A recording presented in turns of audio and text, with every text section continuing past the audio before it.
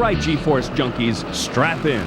Here at Maple Grove Raceway on the outskirts of Reading, Pennsylvania, about 50 very belligerent 427 Shelby Cobra replicas with levels of horsepower almost too socially inappropriate to mention have gathered for what is called the Cobra Run Gun. And along with the sizzling assortment of replica snakes, a few other component cars of differing designs have also crashed the party, such as Beck Spiders, Street Rods, and Corvette Grand Sport replicas. The idea for these Olympic Games for build-it-yourself cars belongs to Bill Moore, editor of Kit Car magazine. And this is an annual event. This is the 6th time we've done this.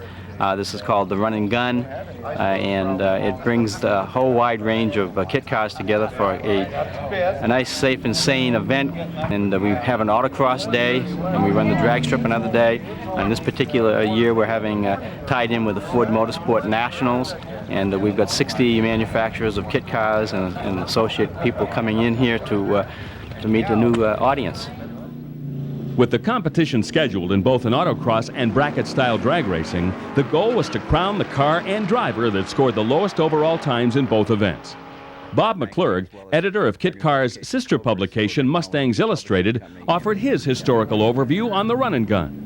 Run Gun first started out at Willow Springs Raceway, and it has been kind of like a traveling event or circus, so to speak, as far as coming to town and putting on a great show for but not only the car owners but fans.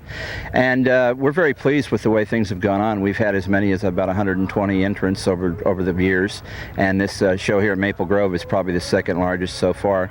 Also this year, Mustang Illustrated, which is the magazine I edit, which is strictly for high-performance Ford enthusiasts, whether they be Mustangs or whatever. And the new magazine Cobra is in alliance with Kit Car Illustrated.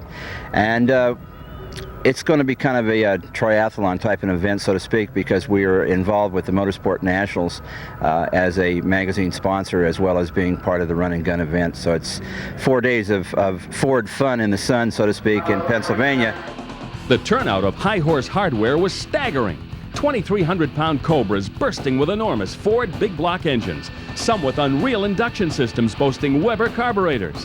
And when the autocross event got underway, the Pennsylvania air was battered with that delicious sound of bellowing racing exhaust, belting your eardrums with 8-cylinder rock and roll. An autocross is basically a mini road course marked by rubber pylons, with each car racing solo against the clock. Go off course or hit a pylon and you receive a penalty of as much as 5 seconds. This is one of the best yardsticks ever created for measuring the overall acceleration, cornering, and braking capabilities of a sports car. In this event, each car was given 5 separate runs, with the lowest time determining the finishing order. Surprisingly, the fastest time of the day was not turned in by a Cobra, but a replica of the legendary Porsche 550 Spider, built and driven by Californian Chuck Beck. But the wickedly powerful aluminum 427-powered electric yellow contemporary classic Cobra, driven by Rick Long of Massachusetts, wasn't far behind.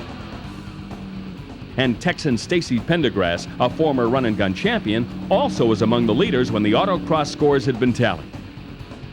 While the competitors were prepping for the drag racing event, we strolled the immense manufacturers midway, where Cobra replica manufacturers and various aftermarket displays offered row after row of eye-popping merchandise. Cobra kits from ERA, Contemporary Classic, High Tech, and Mid-States had everyone ready to step up.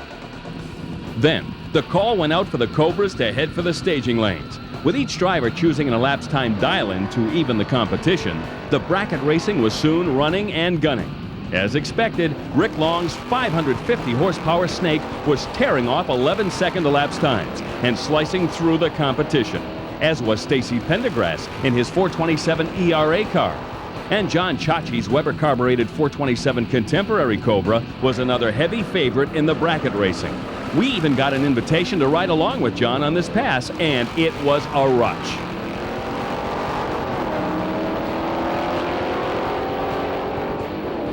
At day's end, the autocross and drag racing results were compiled and combined.